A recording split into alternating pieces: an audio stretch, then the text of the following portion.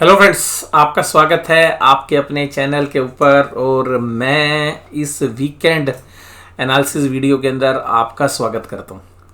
और सबसे ख़ास बात ये रही देखने के लिए कि जो फ्राइडे का सेशन था वो काफ़ी मजबूती वाला रहा और जो एंटिसिपेशन था उससे थोड़ा सा आगे बाजार गया और हमारे को ये लग रहा था कि शायद थोड़ी प्रॉफिट बुकिंग आएगी। अभी मार्केट आउटलुक क्या है? बाजार 17,600 पर खड़ा है। 17,750 भी चला जाए 17,800 को पार नहीं कर पाएगा। 17,760 770 जब तक बाजार तेजी कर रहा है करने दो। बाजार जैसे ही तेजी को रोकता है फिर एक बढ़िया वाला फॉल हम एंटिसिपेट कर रहे हैं और फिर वो फॉल 17,400 17,300 तक दोबारा हमें लगता है कि आ सकता है। तो पहले तेजी को एंजॉय करेंगे और बस ये ताक में रहेंगे कि बाजार कैसे ही ऊपरी लेवल से कमज़ोर होना शुरू होता है और वहीं से जो है हमें लगता है कि मंदी वाले प्लेयर्स बड़े एग्रेसिवली शॉर्ट प्ले करेंगे। और मार्केट में आउटलुक बहुत लोग क्या होता है कि भाई 2 दिन चल गया 3 दिन चल गया तो ये सोचते हैं भाई साहब अब तो टीम जीती जाएगी। सर ये टीम कहाँ से आ गई? टीम का मतलब मैं ये कह रहा हूँ कि जब हम क्रिकेट देखते थे तो हम थोड़ा पुराने समय में क्रिकेट देखते थे जब इंडिया की टीम शायद इतना अच्छा परफॉर्म नहीं करती थी जैसा अभी आजकल करती है। तो उस समय पर हम जो ऑप्टिमिज्म होता था उसका लेवल क्या होता था वो मैं बताता हूँ। अक्सर हम चेस करते वक्त किसी भी बड़ी टीम के सामने 2 रन 4 रन 5 रन 10 रन से हार जाते थे। मतलब अगर मैं ये कहूँ कि एक्सपीरियंस में कि अगर 100 मैच खींच रहे हैं लास्ट में, वनडे मैच उस समय जो है काफ़ी पॉपुलर थे और 100 में से अगर नेक टू नेक हो गया तो ये प्रोबेबिलिटी रहती थी कि इंडिया 70 to 80% हारेगी और 20% चांस होते थे कि वो जीत जाएगी। और एक बार तो सेमीफाइनल में हम ऑस्ट्रेलिया से 1 रन से आ रहे थे। वो मैच तो मुझे मतलब बहुत ही मतलब हम क्योंकि इमोशनली टच रहते थे तो बहुत मतलब बड़ा दुख होता था उस समय जबकि इतने क्लोज से हम मैच को हारते थे और जब बिल्कुल अच्छी परफॉर्मेंस हो और शायद लास्ट में 36 रन बनाने थे और मेरे ख्याल से 6-7 विकेटें बची हुई थी और बॉल भी काफ़ी थी और फिर वो मैच हम 1 रन से हार गए थे। तो वो मुझे मैच की एक्चुअली लोकेशन याद नहीं बट वो सेमीफाइनल मैच था एक वर्ल्ड कप का, तो उसमें हम 1 रन से हारे थे और उसी के अंदर ऑस्ट्रेलिया जो है वर्ल्ड चैंपियन बना था। लास्ट में फाइनल में उन्होंने इंग्लैंड को हराया था।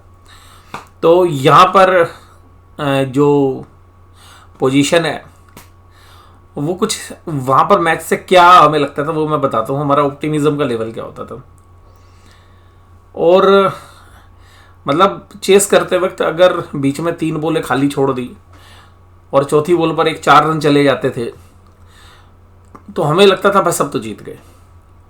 अब हम ये उम्मीद करने लगते थे कि अगली बॉल पे छक्का लगेगा और बाई चांस वो बॉल खाली हो जाए तो बड़ी निराशा होती थी और बाई चांस उस पर 2 रन भी ले लिए तो हमारा अपना अगला ऑप्टिमिज्म होता था अब अगली बॉल पे छक्का जरूर लगेगा। बट वो छक्के तो नहीं लगते थे, कभी कभी विकेटें चली जाती थी और अक्सर मैंने कहा कि 70 to 80% हम मैच हार जाते थे। और इंडियन टीम में जो पूरा पुनरुत्थान हुआ है, बेशक से मैं सौरभ गांगुली की बात करूं कि भाई सौरभ गांगुली ने कैसे टर्न अराउंड किया, मुझे पर्सनली वो खिलाड़ी मतलब ऐसा नहीं लगता था कि बहुत बढ़िया मुझे लगते थे, मेरे फेवरेट खिलाड़ियों में से नहीं रहे। लेकिन जब सौरभ गांगुली का युग हुआ तो क्रिकेट का टर्न अराउंड हुआ इंडियन क्रिकेट टीम का और सौरभ गांगुली ने एक चीज़ डाली कि भाई मैच को जीता जा सकता है।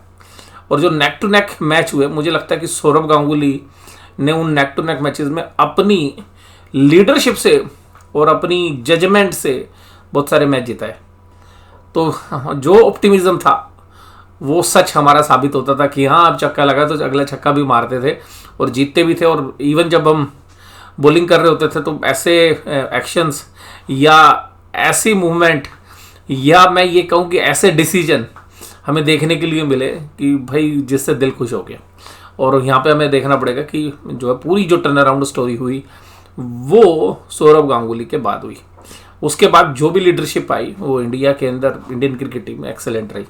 हालांकि आज की डेट में मैं आपको ये बोलना चाहूँगा कि देखिएगा, मेरा जो पैशन है आज की डेट में ओनली स्टॉक मार्केट है, तो मेरा क्रिकेट का शौक भी बिल्कुल ख़त्म हो गया। ऐसा नहीं है मैं देखता नहीं हूँ, बट अगर इंडिया के अगर मान लीजिए कि एक साल भर में 50-60 मैच होते हैं तो 1-2 मैचों को छोड़ के मैं बाकी मैचेस नहीं देखता। हाइलाइट्स वगैरह या जो है शॉर्ट्स क्लिप्स जो है वो देख लेता हूँ, वो अलग बात है। बट ये उस समय हालांकि शौक का लेवल ये होता था। तो मैं उसी मुद्दे पर आ रहा हूँ कि जो ऑप्टिमिज्म होता है ना बुल्स का, वो उसी तरीके का होता है कि 2 दिन 3 दिन बाजार चला नहीं भाई, अब तो बहुत बढ़िया भयंकर वाली तेजी होगी। और ऐसी मंदी वालों का भी होता है, बट ऑप्टिमिज्म क्या होता है, ज़्यादा होता है। मंदी करने वाला तो फिर भी ये सोचता है यार गिर गया 2 दिन 3 दिन, यार अपना शॉर्ट कवर कर ले कहीं ऊपर ना आ जाए दोबारा। बट जो आशावादी व्यक्ति होता है वो वास्तव में मंदी करने वाला नहीं होता, तेजी करने वाला होता है। और मंदी करने वाले प्लेयर्स होते हैं जनरली बड़े प्लेयर्स, और जो छोटे प्लेयर्स हैं रिटेलर्स, अगर उन्होंने मंदी कर भी रखी है तो बड़े प्लेयर के इशारे पर या उसका इंतजार करते हैं कि भाई बड़ा प्लेयर कब गेम खेलेगा। तो मुझे लगता है कि जो सौरव गांगुली से पहले वाला युग था उस वाली आशा है। और मुझे ये लगता है, देखिएगा मैं गलत भी हो सकता हूँ, कि जो राइज आएगा ना वो टिकेगा नहीं। और वो टेक्निकली भी मुझे लग रहा है एक पुल बैक ठीक है, ओवरसोल्ड हो गया। हम हालांकि 8 की जगह 9 कैंडल एंटिसिपेट कर गए और 9 कैंडल हो गई। हमने एंटिसिपेशन कहा था कि रिलीफ नहीं आई, उसके बाद हमने अपना व्यू नेगेटिव ही बना लिया था कि नहीं यार अब तो जाएगा ही बाजार। बट वहाँ से हम गलत साबित हुए, उसके बाद टर्न अराउंड हुआ। तो क्रिकेट की ये सारी बातों के बाद अब ये जो आशावादी माहौल जो है बना है अदानी ग्रुप की वजह से, ये सब कुछ देखिएगा, मुझे पर्सनली ऐसा लगता है, मेरा व्यू है, आपका व्यू डिफरेंट हो सकता है। आप में तो बहुत सारे लोगों को लगता होगा कि यार ये खाली अदानी ग्रुप की वजह से ही हमारे बाजार गिरे। देखिएगा एक सेंटीमेंट तो बिगड़ा अदानी ग्रुप की वजह से, और मेरी अदानी ग्रुप में कोई इन्वेस्टमेंट भी नहीं है, ना मैं एडवाइस करता हूँ जनरली। कुछ केसेस के अंदर जब टेक्निकल पुल बैक की बात होती है तो अब यहाँ पर जो बाजार है 1700-700 जाए 800 जाए, अटेम्प्ट करने दो, पहले करने दो। कितनी दौड़ता है दौड़ने दो पहले, क्योंकि मैं तेजी करने के मूड में तो नहीं हुई इन भावों पे। पर मैं ये देखना चाहूँगा कि बाजार पहले जब चले और चल के थके, और थक के जब वो बैठने की कोशिश करे, तो फिर भालू किस तरीके से एग्रेसिव होता है। मुझे लगता है कि ये चांसेस हमें ज़्यादा है कि भाई पहले बाजार को चलने दो, तेजी होने दो, और तेजी होने के बाद इस हफ्ते में फिर जब ऊपरी लेवल के आसपास पहुंचेगा 1700-800 के आसपास, मुझे लगता है कि वहाँ पे एक सेलिंग होगी। और प्रोबेबिलिटी ये है कि बाजार हो सुबह सोमवार को खुलते के साथ ही थक जाए और पता चले कि आप एंटिसिपेशन कर रहे थे कि चौके के बाद छक्का लगेगा, पता चला विकेट ही गिर गई। तो विकेट गिरने की भी पूरी संभावना है। बेशक से डाउ जोन्स इंडेक्स में बहुत ज़बरदस्त तेजी हुई है, बहुत बढ़िया सेंटीमेंट के साथ हमारे बाजार खुलेंगे, बट उसके बावजूद भी हम केवल ये देखेंगे 15 मिनट, आधा घंटा, 1 घंटा, 1.5 घंटे, 2 घंटे, तब तक बाजार तेजी। जैसे ही बाजार रिवर्स होने शुरू होंगे तब हमें लगता है कि जो ट्रेडर्स हैं वो एग्रेसिवली मंदी की पोजीशंस की तरफ शिफ्ट होंगे। तो तेजी हमने प्ले करनी नहीं है। प्ले हमने कब करना है? प्ले हमने तब करना है जब तेजी खत्म हो के बाजार स्लिप होने शुरू हो, क्योंकि ऐसी तेजी में ना ट्रैप होने के चांसेस बहुत ज़्यादा रहते हैं। तो अगर मैं एज ए ट्रेडर तेजी लगाऊं और उसमें अगर 5 मिनट के अंदर ही पता चले मेरा स्टॉप लॉस ट्रिगर हो जाए, तो और पैसे बनने की संभावना कम हो, आपको पता हो कि थोड़ा सा चलना है और थोड़े से रिटर्न्स के लिए ज़्यादा रिस्क नहीं लेना चाहिए, ये मेरा अपना मानना है, आप डिफरेंट व्यू रख सकते हैं। उसके बाद अगर हम दूसरी चर्चा करें कि भाई ऐसा मैं क्यों सोचता हूँ कि भाई ये मंदी होगी, भाई मंदी का रीज़न मैं आज आपके साथ डिस्कस करता हूँ। देखिएगा, कोविड के बाद हमारे बाजार चले, एक पेंट अप डिमांड आई, इंडिया में भी आई, इंडिया से बाहर भी आई, इंडिया के बाजार अच्छे चले और उम्मीदों से ज़्यादा चले। उसके बाद यूएस के अंदर रेट ऑफ इंटरेस्ट बढ़ने का सिलसिला जारी हुआ, इन्फ्लेशन बढ़ी, और फिर जो है हम हालांकि कॉन्ट्रा चलते रहे, यानी कि हम डीकपल करते रहे और हमने उनको भी आउट परफॉर्म किया। लेकिन हाल फिलहाल हमने फिर कपलिंग शुरू की और फिर हमने गिरना भी शुरू किया। अब अगर ग्राउंड लेवल रियलिटी चेक करने की, देखिएगा मेरी जहाँ पर पहुँच है वहाँ तक मैंने जो है रियलिटी चेक जो है आज भी लेने की कोशिश की, कल भी हमने लिया। आप अगर दिल्ली के आसपास के मॉल्स में जाएंगे तो आप पाएंगे कि मॉल्स में उतना फुटफॉल नहीं है जितना हमें होली के आसपास के जो फेस्टिवल्स हैं वहाँ पर देखने के लिए मिलता था।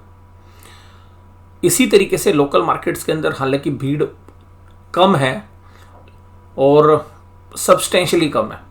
मतलब जिस तरीके से होली के आसपास, क्योंकि जो हिंदू रिलीजन है उसमें से जुड़े हुए लोग जो है अपने बच्चों को कपड़े दिलाते हैं, खुद अपने नए कपड़े खरीदते हैं, कुछ और शॉपिंग होती है। हालांकि दिवाली जितनी शॉपिंग नहीं होती, लेकिन होली पे भी एक अच्छी खासी शॉपिंग हम करते हैं। तो क्वालिटी टाइम भी स्पेंड करते हैं अपने बच्चों के साथ या फैमिली के साथ। तो वो जो क्वालिटी टाइम है, उस क्वालिटी टाइम में काफ़ी अच्छी जो है परचेज़ भी जो है होती है, बच्चों की डिमांड भी होती है, वो पूरी की जाती है।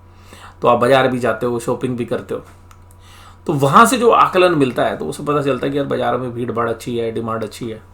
क्योंकि बहुत सारी जो परचेज़ है वो डिस्क्रिशनरी नेचर की है, मतलब आपके विवेक पे आप करें ना करें तो आपके लिए ज़रूरी नहीं है।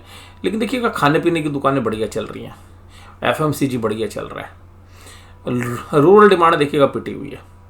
लेकिन अगर आप बात करो कपड़ों की, जूतों की, पेंट की, तो आप बहुत सारे दुकानदार आपको मिलेंगे कि वो कहेंगे जी सच में मंदी है। और मेरी आज जो है कैंसई नेरोलक के जो एक डिस्ट्रीब्यूटर, उनसे बात हुई आज। 1-2 दिन पहले मैंने एशियन पेंट्स वालों से भी बात की थी।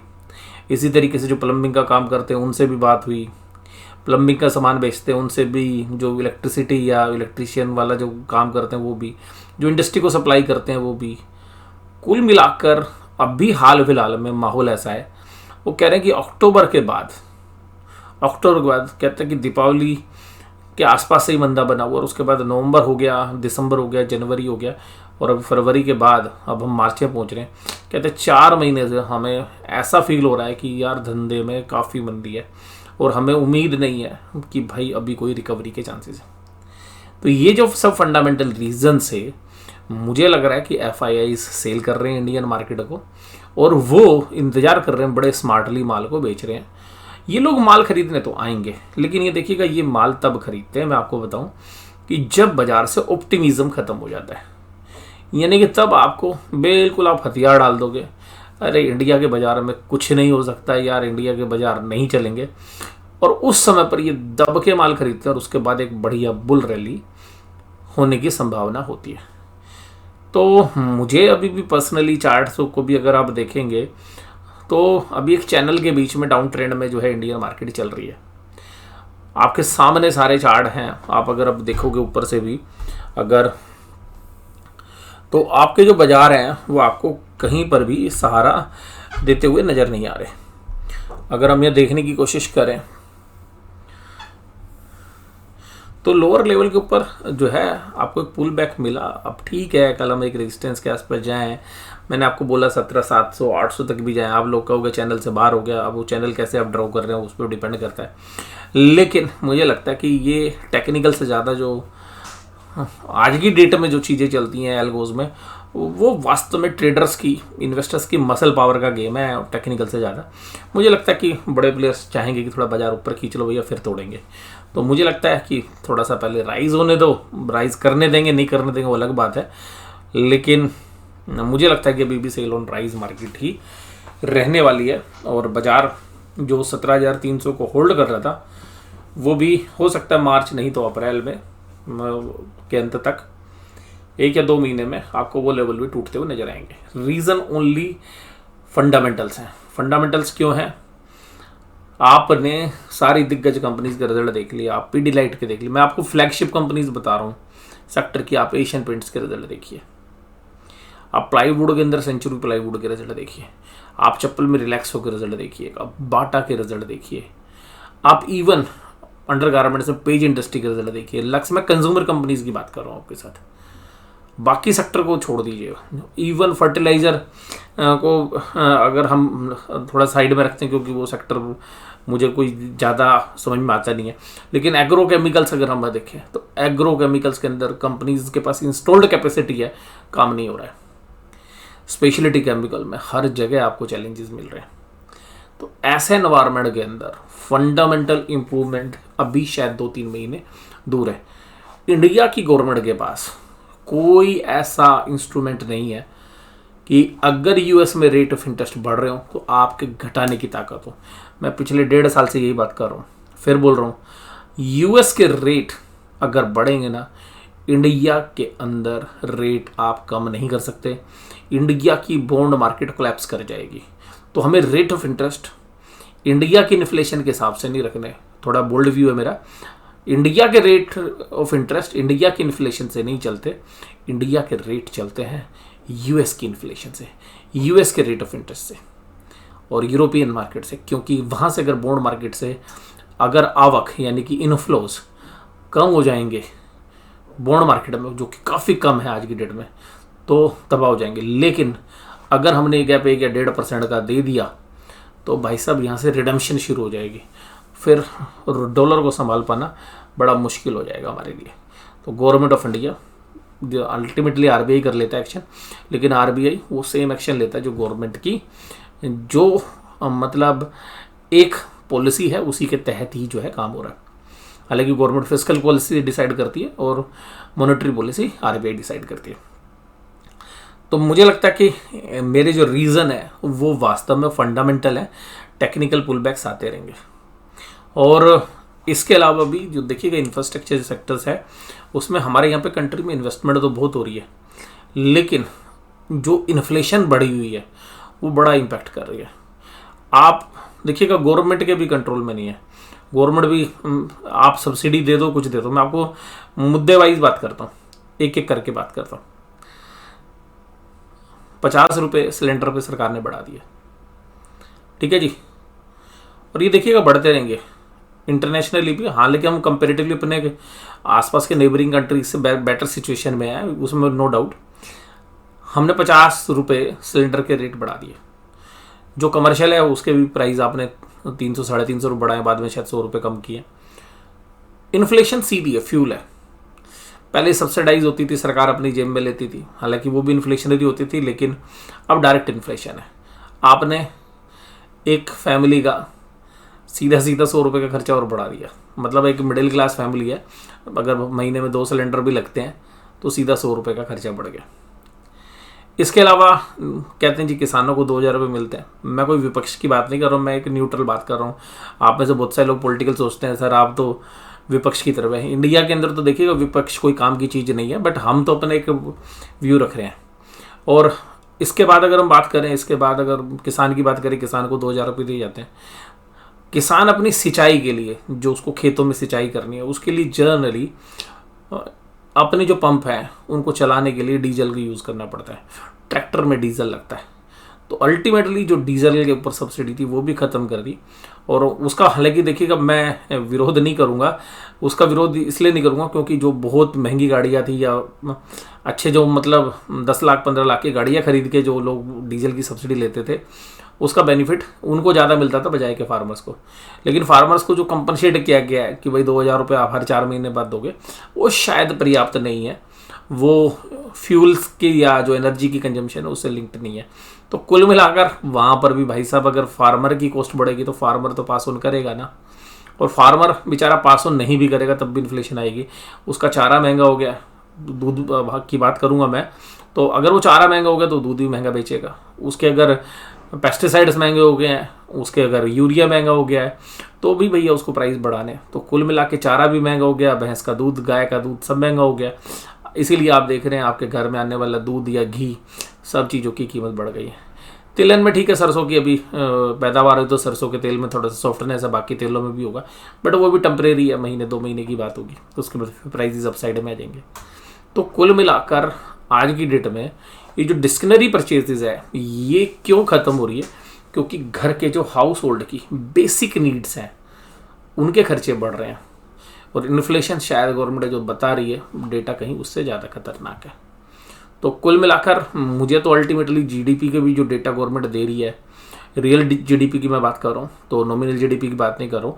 अगर मैं रियल जीडीपी यानी कि जो बेस इफेक्ट है जिससे हम जीडीपी कैलकुलेट करते हैं, और उसमें अगर हम इन्फ्लेशन को जोड़ देते हैं तो नॉमिनल जीडीपी आ जाती है। अगर बेस रेट से हम कैलकुलेट करते हैं तो रियल जीडीपी। तो मुझे लगता है कि जो रियल जीडीपी की डेटा है वो भी शायद जस्टिफाई नहीं होते। तो इन सब रीजंस की वजह से मुझे लगता है कि फंडामेंटली हमारे बाजार अभी और वीक हो सकते हैं।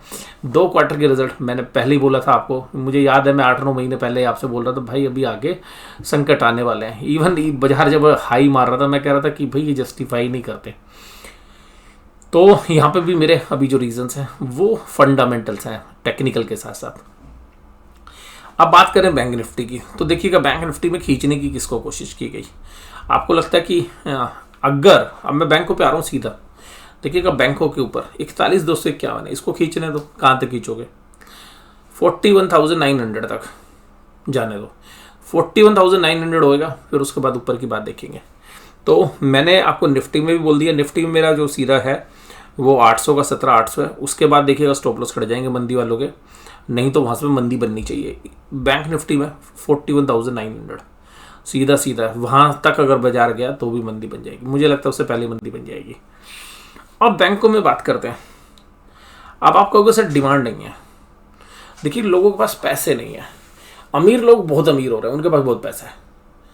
गरीब बहुत गरीब हो रहा है, और मिडिल क्लास गरीब होने की तैयारी में है, यानी कि उसका हाउस होल्ड का खर्चा है। तो अब मिडिल क्लास को पैसे की जरूरत है, जो स्मॉल और मीडियम एंटरप्राइज उसको पैसे की जरूरत है। तो अब ये लोग बैंकों के पास जाएंगे, जी पैसा उधार दे दो, पैसा उधार दे दो।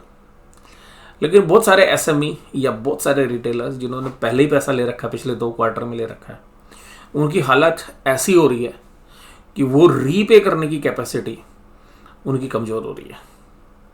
तो ये जो एनपीए हो रहा है ये विलफुल डिफॉल्टर्स नहीं है, जो अब की यार आपको क्वार्टर में नजर आएंगे, अगले क्वार्टर में।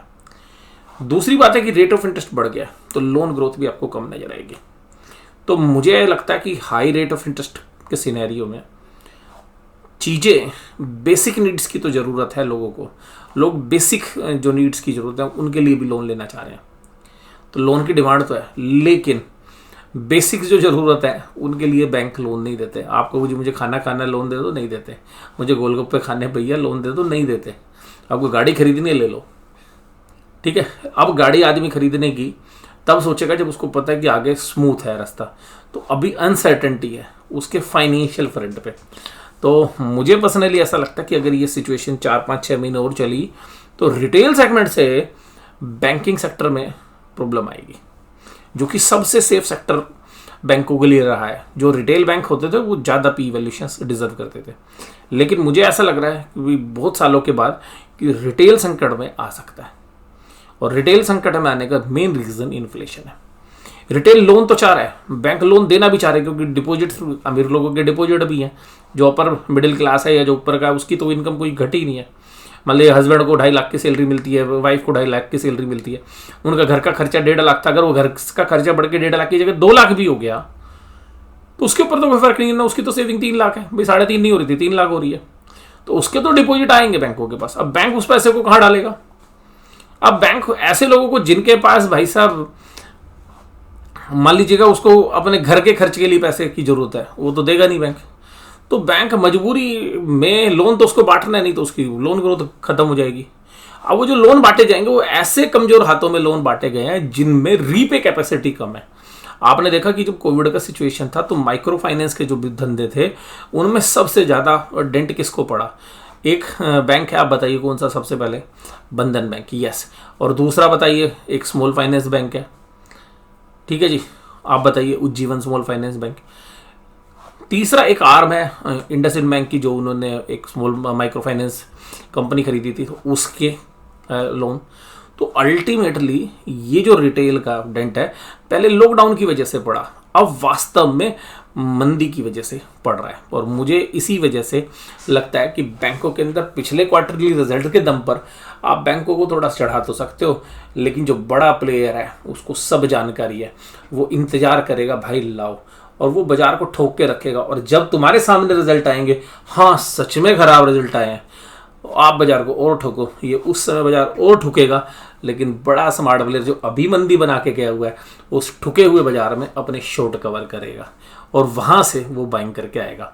और ये ट्रेडिंग है, चलती रहेगी, क्योंकि मंदी ऐसा नहीं है कि 2 साल चलनी है, साल चल, बट ऐसा है कि अगले 3-4 महीने अभी और जो है नहीं बढ़ जाएंगे। फिर वही बड़े प्लेयर्स जो ऊपर मंदी बनाएंगे, अभी मुझे लगता है कि दोबारा बनेगी, उसको वो कवर करेंगे, फिर वही सिचुएशन जो है दोबारा से नीचे से एक तेजी की बन सकती है। तो मुझे लगता है कि निफ्टी के अंदर आपको 16,800 के लेवल भी देखने के लिए मिल सकते हैं। इस महीने में मुझे लगता है 17,300 दोबारा टूट सकता है। 17,300 एक अच्छा लेवल है, लेकिन वो टूट सकता है इस महीने भी, इस महीने नहीं तो अगले महीने। और अगले महीने इसलिए क्योंकि अप्रैल में रिजल्ट भी आएंगे, और अप्रैल तक हो सकता है कि जब रिजल्ट सीजन खत्म होगा अप्रैल एंड तक, हम 16,800 का भाव भी देख सकते हैं। कोई गारंटी नहीं है भैया, ट्रेड लो, अपने फाइनेंशियल वाली सलाह लेना। मेरा जो आकलन है वो मुद्दों के ऊपर आधारित है। डाउ जोन्स ने एक अच्छी तेजी दिखाई है कल, अब उसको अगर हम देखें तो एक पॉजिटिव ओपनिंग मिलनी चाहिए। बाजार को चलने दो जहाँ तक चल रहा है, जब चल के थके भाई तब बनेगी मंदी। और यहाँ पर अभी हमारी कोई बाइंग रिकमेंडेशन नहीं है किसी को भी, ना कोई सेलिंग की रिकमेंडेशन है। हम एक आकलन कर रहे हैं कि भाई किस तरीके से बाजार के बारे में मैं सोचता हूँ। 25 मिनट की ये वीडियो हो गई है। मुझे लगता है कि आपके मन में जो बहुत सारे सवाल चल रहे थे उन पर सीधा सीधा एक व्यू मैंने रखने की कोशिश की। वीडियो कैसी लगी जरूर से जरूर कमेंट बॉक्स में बताइए। वीडियो देखने के लिए धन्यवाद। Thank you very much.